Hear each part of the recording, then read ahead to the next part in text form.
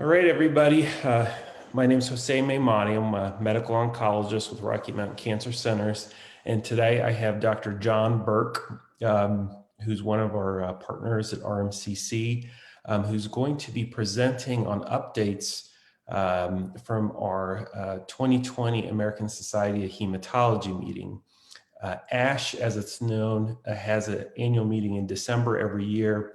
And at ASH, there are presentations updating oncologists on the treatment of hematologic malignancies, so lymphomas, leukemias. Dr. Burke has a special interest in hematologic malignancies.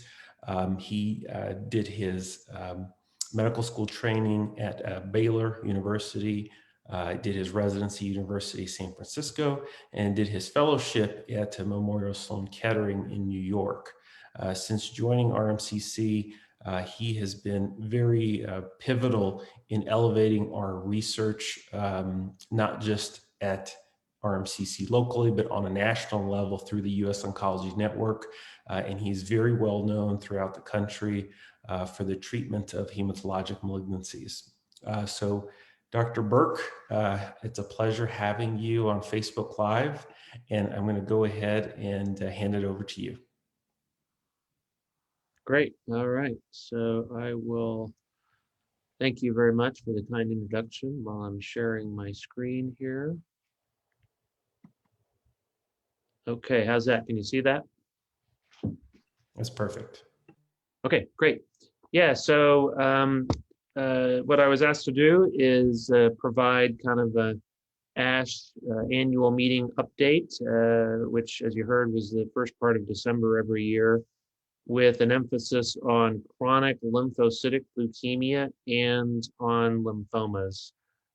So I will not be discussing acute leukemias, multiple myeloma, benign hematological problems, all those things. The ASH meeting is huge.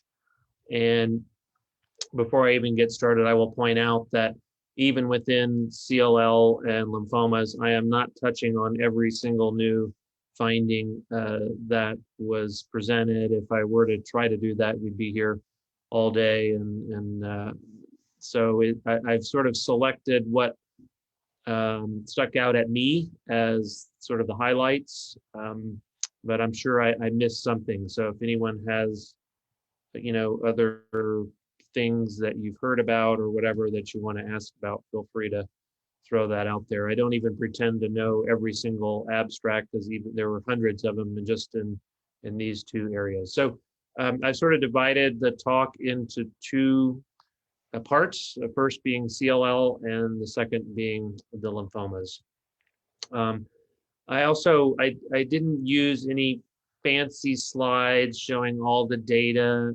I basically just sort of made text for all the top studies that I thought were most important, and so I didn't want to show a bunch of survival curves and some of the other stuff that docs look at. So to start with, in CLL, one of the most important findings was this one here, presented by Dr. Gribben, looking at a new combination of two new drugs, one called umbralisib and the other one called ublituximab.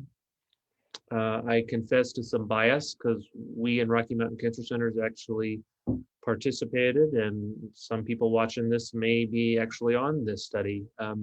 So umbralisib is what's called a PI3 kinase inhibitor, and there are several other PI3 kinase inhibitors on the market. This particular one is new. It does not have an FDA approval for any indication, so it's only available in clinical trials. And we've known for a little while now that it does appear to have a relatively favorable toxicity profile compared with some of the others that are on the market. Ublituximab is what's called an engineered anti-CD20 antibody. So it's in the same category of drugs as rituximab or obinutuzumab. It has been engineered to increase the potency, and so that's what that drug is. And so this was a trial in which patients with both treatment naive and relapsed or refractory CLL were randomly assigned to receive the combination of umbralisib and ublituximab, which everybody abbreviates U2 because it's catchy, versus conventional chemoimmunotherapy of obinutuzumab and chlorambucil. One of the unique things of this design is that obinutuzumab and chlorambucil has not been well studied before in relapse patients. To date, it has been studied primarily in treatment-naive patients. So we get a kind of a first glimpse of what happens with that regimen in relapse patients. And to summarize the results of the study, what was found is that the what we call progression-free survival, which is the PFS there. So the median progression-free survival was longer with the U2 combination than with conventional chemoimmunotherapy at 32 versus 18 months. And then if you look only at the treatment-naive patients, the progression-free survival was 39 versus 26 months. And in relapse patients, again, U2 was better than chlorambucil and obinutuzumab. The response rates, that's ORR, overall response rate, was higher with U2 than it was with obinutuzumab and chlorambucil. The toxicity profile of the novel combination is shown there. So we saw what's called grade 3 or 4. This means sort of more severe liver toxicity in about 13%. So most cases of liver enzyme elevations were mild. And diarrhea, rash, infections, pneumonia, and neutropenia, meaning a low immune system, low neutrophil count, were the toxicities that were seen. The median exposure of patients to the umbralisib was 21 months, meaning that most patients were able to stay on the drug for almost 2 years and not have to drop off for side effects. And this perhaps distinguishes umbralisib a little bit from some of the other PI3 kinase inhibitors. And I think sort of the take-home message here is that this appears to be certainly an effective PI3 kinase inhibitor with a relatively favorable toxicity profile that can be continued by most patients for up to a couple of years.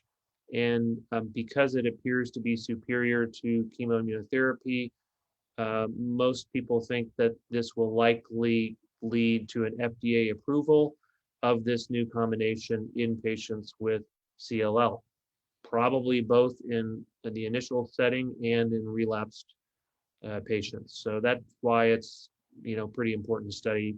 It may lead to a new option for patients. A second study that was really important in CLL is with a new drug called LOXO 305.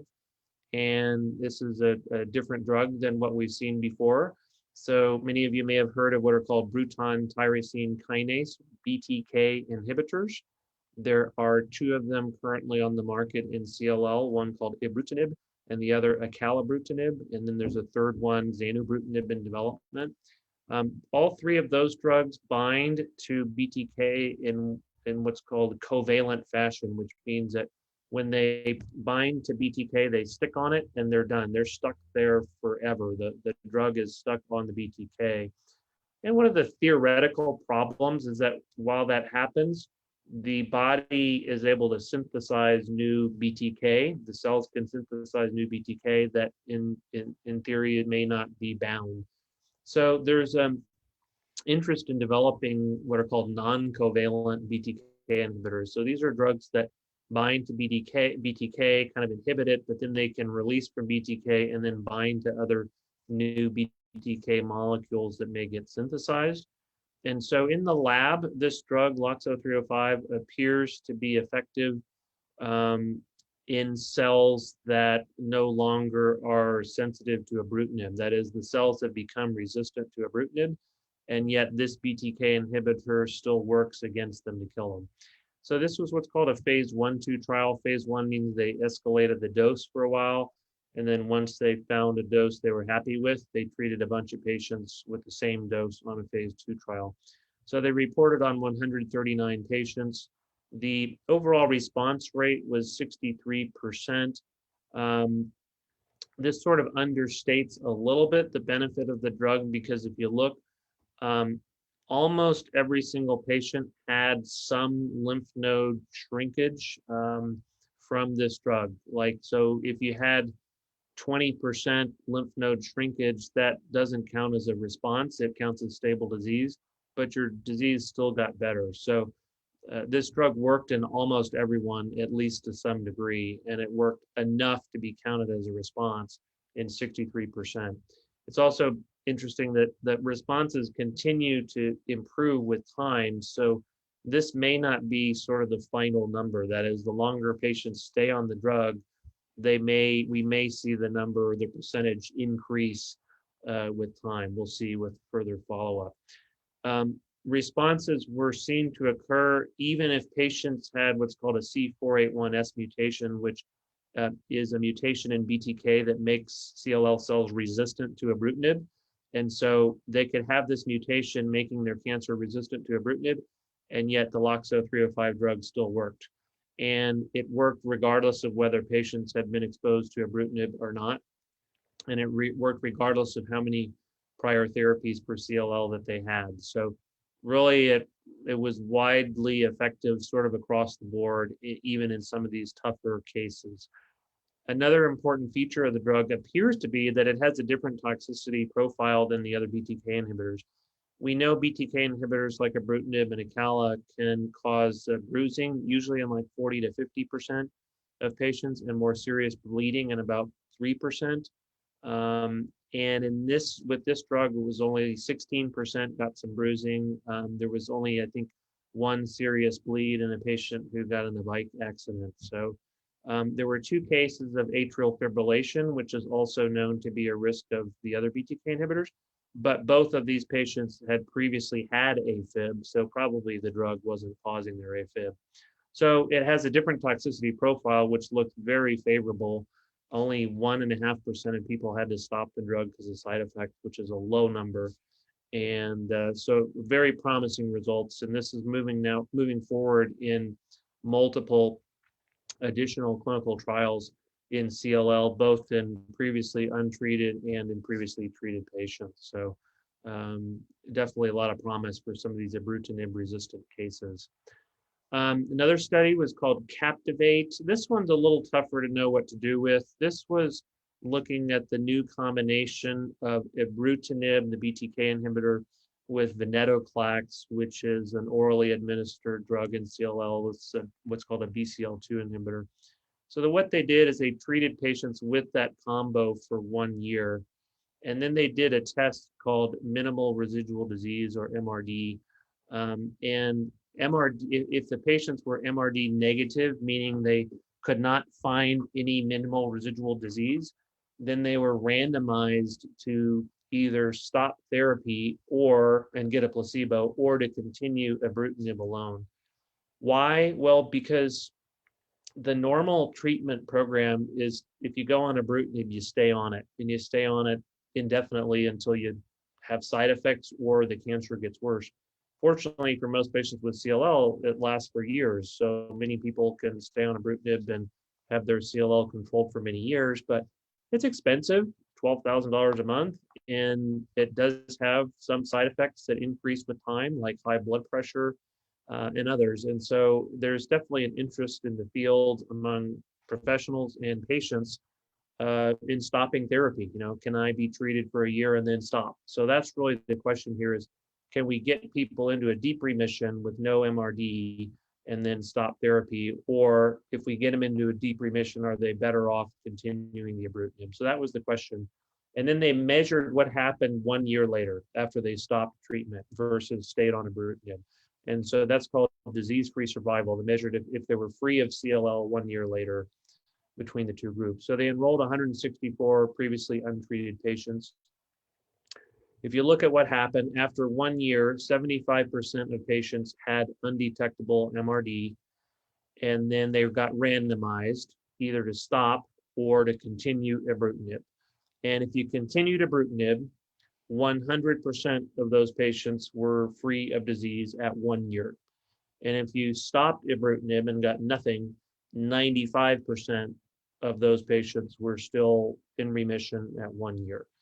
This difference was not statistically significant, and so the conclusion was that it is acceptable to go ahead and stop ibrutinib after, or both drugs after 1 year in patients who get an undetectable MRD.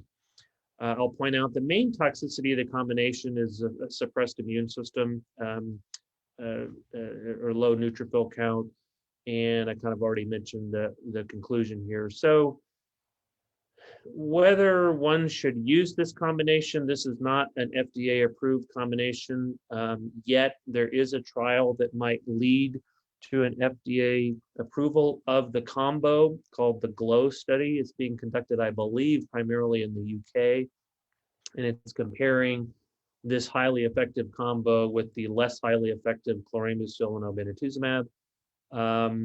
So right now, I don't think most oncologists are going to jump and start using this combo, but stay tuned because it may be something that becomes more widely used. And at least with the short-term follow-up that we have in this study, one could say, well, if you get an MRD remission at 1 year, it would be reasonable to go ahead and stop treatment. Another modality studied in CLL was CAR T-cell therapy. This is a product called Lysocell, and CAR T-cell therapy means that a patient's T cells, T lymphocytes are removed from their blood and then sent off to a company that modifies the T lymphocytes such that the T lymphocytes become better at attacking B cells, which have CD19 on them. So they arm the T cells with something that makes them stick better to B lymphocytes, and specifically the CD19 protein on B lymphocytes, and thereby kill the B lymphocytes. And so this is a technique that's FDA approved in a couple of cancers, ALL being one, large cell lymphoma being another, and mantle cell lymphoma being a third.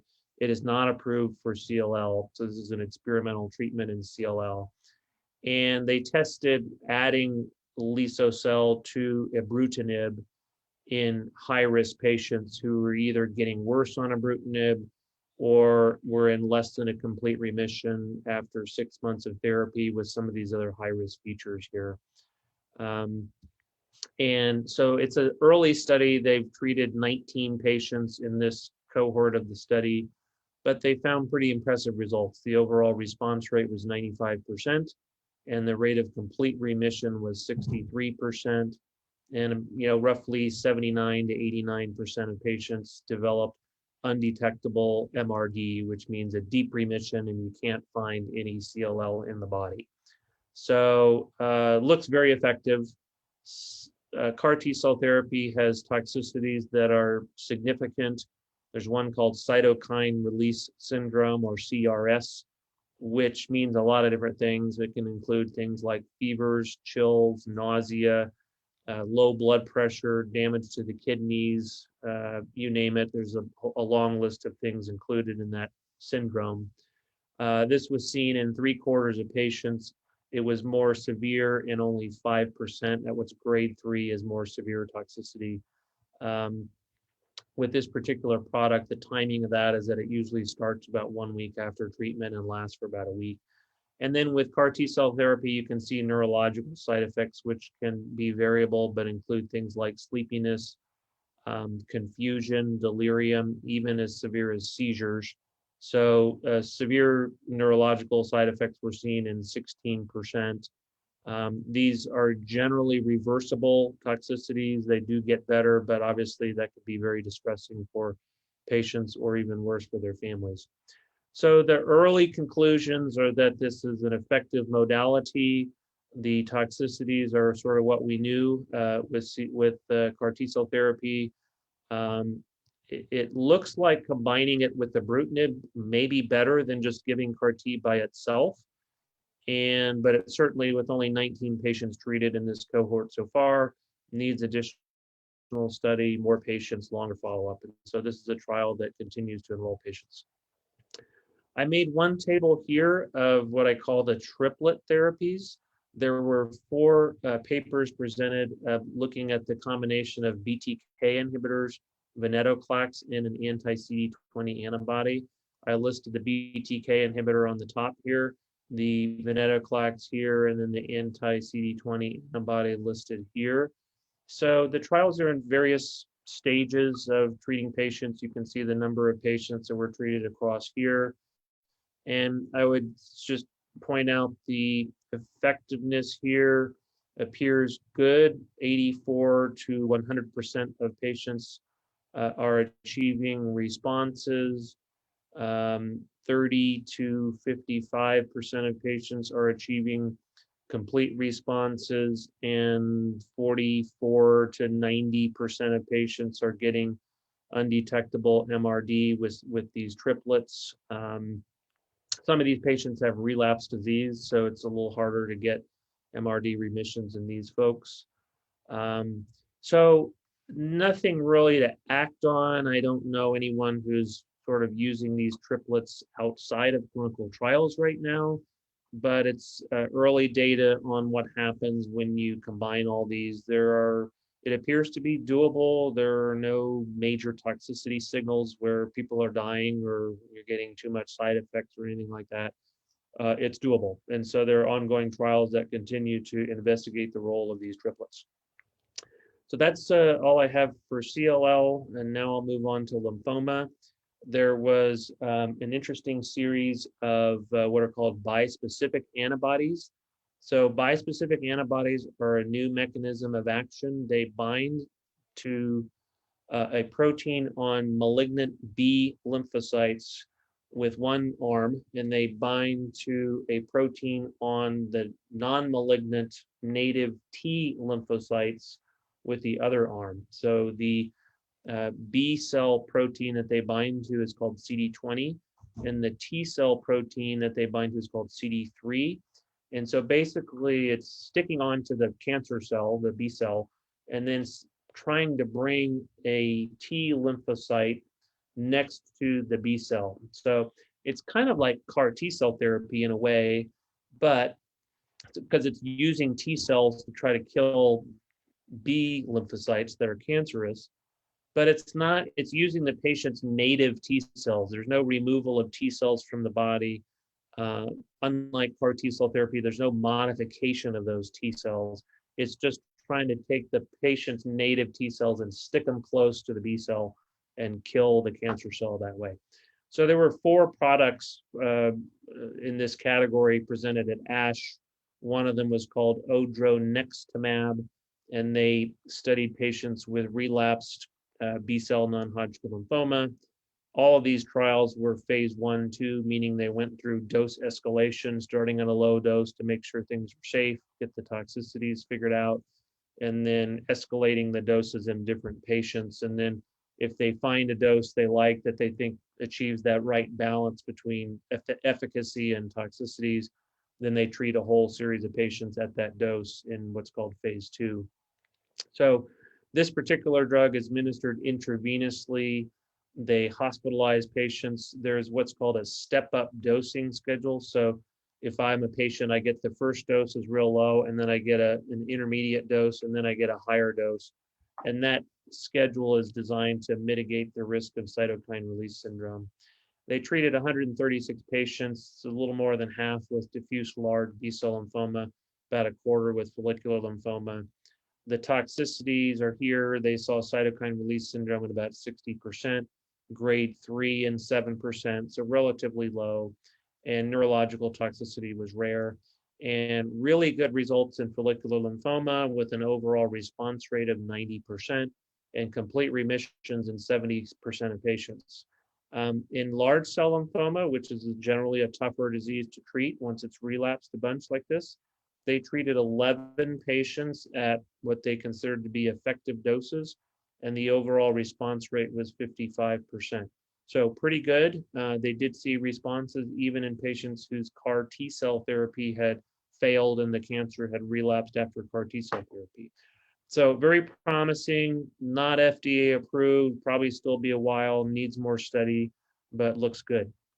So did this one. So this one is called epcoritamab, similar bispecific antibody. It's unique from the others in that, at least right now, it's the only one that is administered not intravenously, but as a subcutaneous injection, meaning under the skin.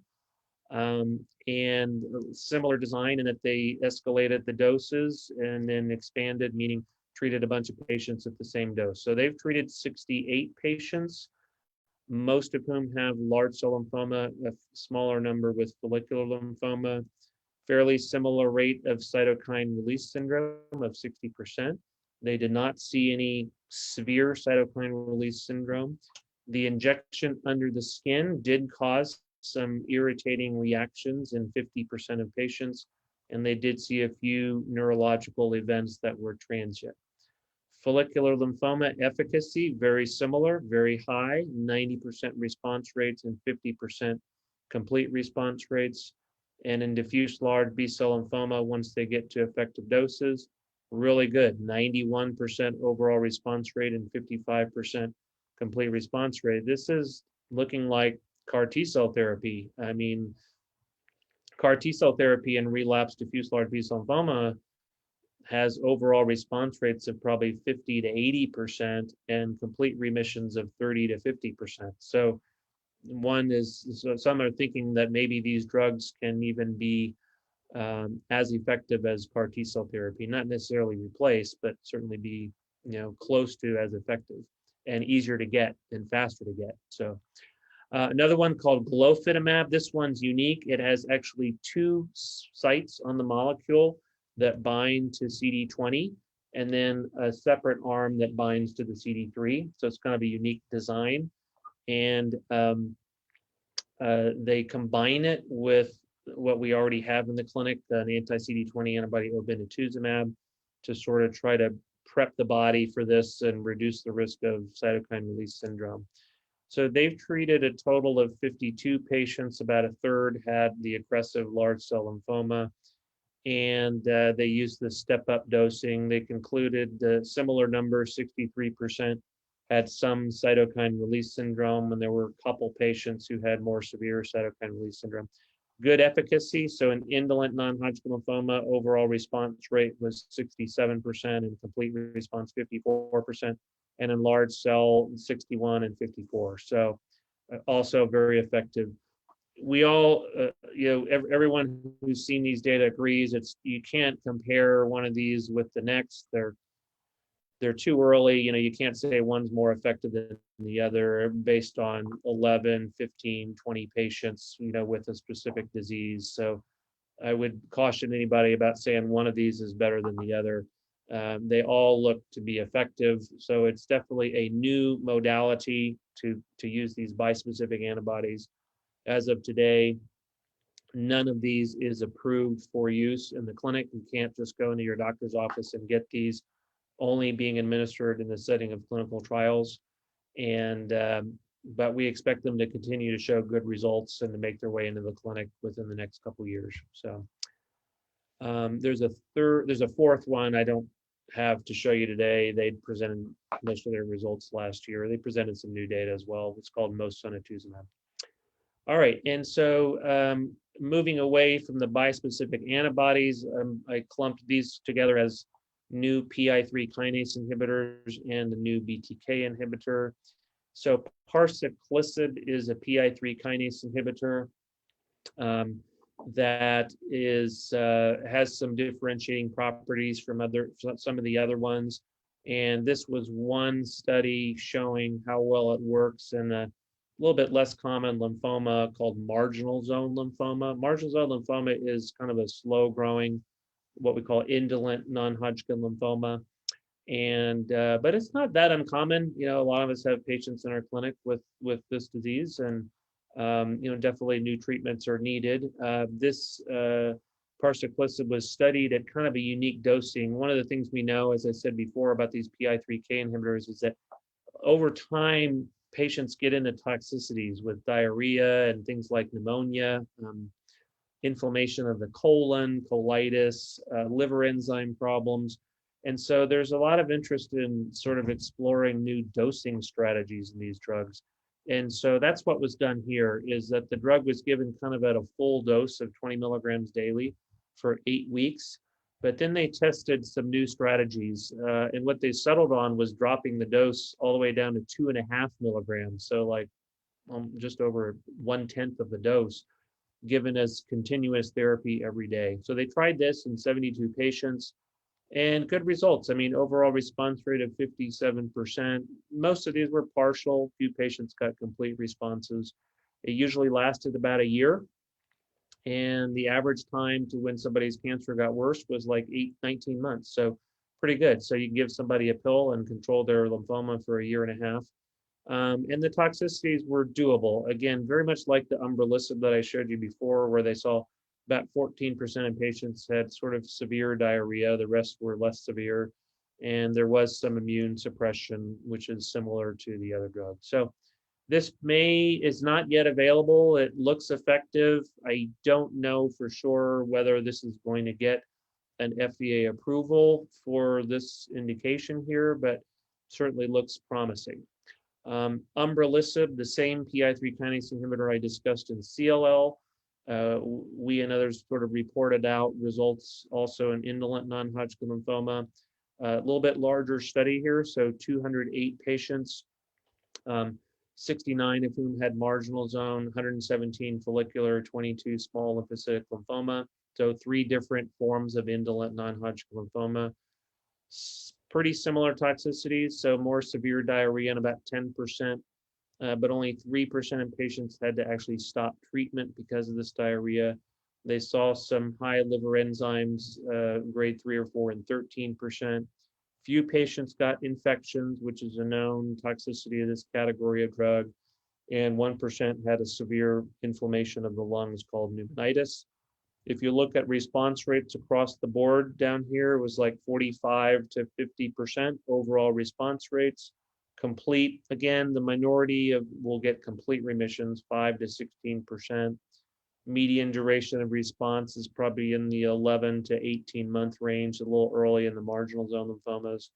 So pretty similar results to the parsaclisib in marginal zone study, and certainly looks like an effective drug. And also, as I showed you before, this is one that people can stay on for a while, which may be an improvement upon some of the other PI3 kinase inhibitors that we know can sometimes be tough to tolerate for the long term. So hopefully that one will get approved. Again, not yet available for indolent lymphoma. Duvelisib is a third PI3 kinase inhibitor. This one is currently available for indolent non-Hodgkin lymphoma and CLL, but this was studied in a different disease here that I'm showing you called PTCL, or peripheral T-cell lymphoma, not otherwise specified. And so this would be a new indication for PI3 kinase inhibitors. We have a number of drugs in PTCL, all of which have, when the disease has relapsed, it's tough. I mean, the drugs that we have generally have response rates like in the 20%, 20 to 30% range. So we certainly need better treatments for this fairly rare disease. So they treated 25 patients at the dose of 75 milligrams and reported an overall response rate of 52%, which is pretty good, and complete remissions in about a third of patients. Now, they didn't last all that long, so the responses were only 4 months, but the follow-up was short. So we'll have to see if that number changes with time, because it may be that with longer follow-up, the median duration of response gets longer. So, some promising results that maybe we should think about using these PI3 kinase inhibitors in T-cell lymphomas. That would be a new thing. Back to the same drug I mentioned before called LOXO-305. This is the non-covalent BTK inhibitor. So this was studied not only in CLL, but also in mantle cell lymphoma and in Waldenstrom's macroglobulinemia. This was a phase 1 dose escalation trial. They treated 61 patients who had been through all kinds of previous therapies. In mantle cell, we saw a response rate of 52% with complete remissions in a quarter. And they did see, even when ibrutinib or similar BTK inhibitor stops working, that the LOXO-305 drug can work. And so it's a BTK inhibitor, but it works even when other BTK inhibitors fail. And it also worked after serious treatments like stem cell transplant and CAR T-cell therapy. So it didn't seem to matter what treatments they'd had before. Patients can get some good results with this LOXO-305 drug. In Waldenstrom's, 2/3 of patients responded, 68%, which is pretty good. Similar to the CLL study I showed you earlier, the toxicity was not bad, and bruising was in only 16%, almost the same as the CLL. So confirming the CLL findings of a tolerable BTK inhibitor that has some good activity. I'll move on here to Hodgkin lymphoma. So this was a really cool study presented by Allison Moskowitz, who's at Memorial Sloan Kettering. And in this study, they took patients whose Hodgkin lymphoma had relapsed after prior therapies. Now, in someone whose Hodgkin lymphoma relapses today, what we do is we give them one of several different chemo regimens, and they generally work about 70% of the time to shrink the lymphoma down, and that allows patients to go on and get autologous stem cell transplant, which can be curative in some patients. This group in this trial studied a new combination. So instead of giving just kind of regular chemo, they gave some chemo that it was not the normal chemo that we use all the time. It was 3 drugs that are not really part of the standard regimen: gemcitabine, vinorelbine, and liposomal doxorubicin. And then they combined it with an immune stimulating drug called pembrolizumab that we now use in many different cancers. And so they tried this. We know that pembrolizumab works very well in relapsed Hodgkin lymphoma. Probably 3/4 of patients respond to it. So it has an FDA approval. It's already approved to be given by itself. And the results of this trial were better than really anyone had expected. We know from another study that combining a different drug called nivolumab, but very similar, with ABVD chemo, that we get good responses, but not this good. So this combo achieved complete remission rates in 95% of patients, which I would highlight is pretty much unprecedented. 1/3 of those patients have since gone on to get a stem cell transplant, and not a single patient has had their Hodgkin lymphoma get worse at a median follow-up of almost 1 year. So, boy, that gets my attention. That's a really effective regimen. And there were toxicities, of course. We saw rash, which can happen with these immune stimulating drugs. Elevated liver enzymes happen with these, and some nausea and some mouth sores. So this in relapsed patients looks better than nivolumab plus chemo in untreated patients for unclear reasons, because you would expect that relapsed patients would not fare as well. Raising the question, is there some special synergy? Is the combo of pembro plus this particular chemo regimen just super effective for some reason that we don't kind of fully understand right now? And raising another question that Dr. Moskowitz asked was, do you even need a transplant if this regimen is so darn good? Now that I would not say go try this at home. Nobody would right now recommend that patients with relapsed Hodgkin lymphoma just get this regimen and skip the transplant. But that is a question that they said they are going to be studying here. So a really effective regimen in relapsed Hodgkin lymphoma, and I might start taking this regimen and using it in my practice, at least for my unfortunate folks with relapsed Hodgkin's disease. This is a new product called camidanlumab tesirine. They never come up with easy names. Presented by Dr. Herrera, who's at City of Hope. And this molecule is an antibody targeting a protein called CD25, and it's what's called an antibody drug conjugate, meaning that it's linked to a drug. And so it's delivering the drug inside the cell. So this is a new treatment. We have antibody drug conjugates in Hodgkin lymphoma and non-Hodgkin lymphoma already, but this is a new target. And so they treated 51 patients and saw good results. 83% of patients got a response, and a little over 1/3 got complete remissions. 14% of people had to drop off due to side effects, and this is kind of a list of the side effects that we're seeing. I don't know whether this is enough to get the drug approved. They may have to do additional larger studies comparing with kind of conventional therapies in this space, but certainly not one that can be ignored with 83% of patients having shrinkage. So these are the ones I chose to highlight. There was a lot more than what I'm showing you here.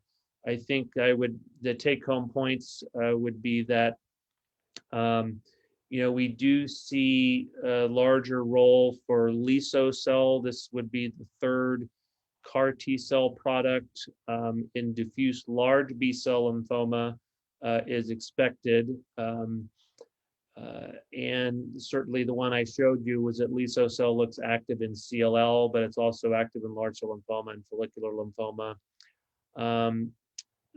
So there may be new role for CAR T cell therapy in myeloma as well, multiple myeloma, where CAR T cell therapy is not yet approved, but we saw promising data in myeloma and in indolent lymphomas.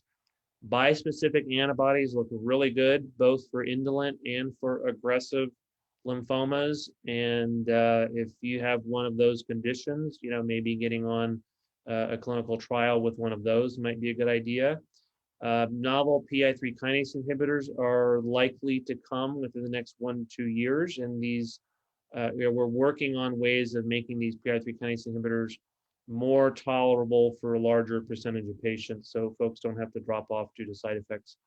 And we do expect some pivotal trials that could lead to FDA approvals of some of these new non-covalent BTK inhibitors. I'll point out that the LOXO 305 one I showed you is not the only one out there. There are several in development in clinical trials. And so you can ask your doctors about those if that might apply to you. So I think that's it. And maybe I'll stop there and take any questions or comments. Thank you, Dr. Burke. That was a very comprehensive overview of ASH 2020. At the moment, we don't have any live questions. So I'm going to throw a question at you. Captivate was, one of the trials that I was eager to see. And, as you know, there's also updates with first-line venetoclax, as well 5-year data that was updated at ASH. So how do you foresee this playing out with ibrutinib and venetoclax versus sequentially giving venetoclax, getting someone into MRD negativity and seeing how things play out, A, and B, should we try to tailor this doublet approach or, triplet approach for high risk folks? Yeah. So I think it's important for folks to recognize that treating CLL sequentially, meaning Bruton tyrosine kinase inhibitor first, followed by venetoclax and anti-CD20 antibody, or the reverse direction, remains a highly effective treatment. And we don't know whether that, whether there's a strategy that improves what people really care about, which is how long they live, their overall survival, whether there's a best strategy there. So do you start with BTK inhibitor first and then move to venetoclax? Or do you do the reverse sequence? Or do you combine them at the same time? We don't know. And so certainly the results are excellent with what we do now, which is sequential therapy with either regimen first. We will not, in the short term, have an answer to that question of which of those 3 strategies is best. We might have an FDA approval of the combo of ibrutinib and venetoclax, where doctors could then give those prescriptions and use them, but that doesn't mean we have an answer to the question. The GLOW study is the one that will read out that could lead to an FDA approval of the combination. There are studies ongoing that are designed to answer that question. Is a 3-drug combination better than a 2-drug combination? And should we be adding a BTK inhibitor to ibrutinib? For example, there's one in Germany called CLL 13 that is looking at that question and has arms sort of designed to answer, is there a best strategy? but we're probably talking a number of years before we have readout on the answer to that question. So right now, I think 99.9% of patients are not being treated with combo of a BTK inhibitor and venetoclax, but but are instead going sequentially, and I think that's fine. We still get great results with that.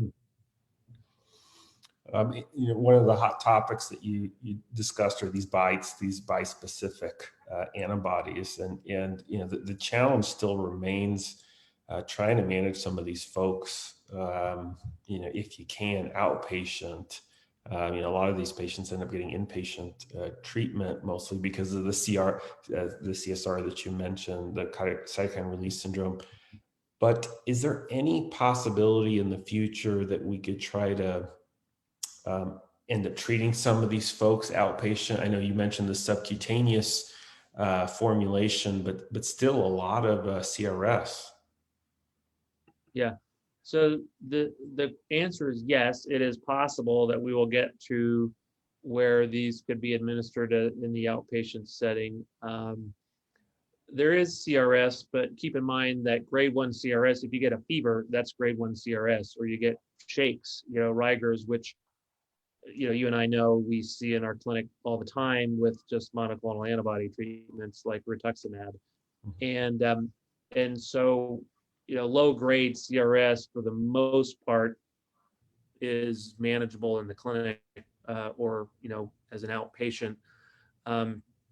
It's the more serious things, such as the need for blood pressure raising medicines for those whose blood pressure drops, or a trip to the intensive care unit, obviously you can't do from home. So most of the studies are hospitalizing patients for the first couple doses until they go through this dose escalation, and then once they don't have a problem with CRS at full dose, then you can treat them as an outpatient. But so it is a couple of hospitalizations now. Mosunetuzumab is one that's probably furthest in development, and the word is, I've heard, and I have not used this product, but word is that it may be that can be given, from in the clinic from the get-go, with just close follow-up and admission to the hospital only if patients start developing some cytokine release syndrome. So I think that's sort of the hope for the future, but there is ongoing work for how to reduce the CRS. Can you use steroids beforehand? Can you give obinutuzumab beforehand? Can you change the dose escalation strategy? Can you even give tocilizumab, beforehand as a preventative measure? So these are all open questions that are being worked on in some of these trials as to how to, reduce the CRS and make patients be able to stay outpatient. Great, Dr. Burke. I don't think we have any live questions. So if our viewers have any questions in the future, feel free to leave them in the comments, and we can get them to Dr. Burke. Again, thank you for such a wonderful and comprehensive overview of ASH. I know that there was a lot to talk about this year, so I genuinely appreciate it. Thanks for the invitation.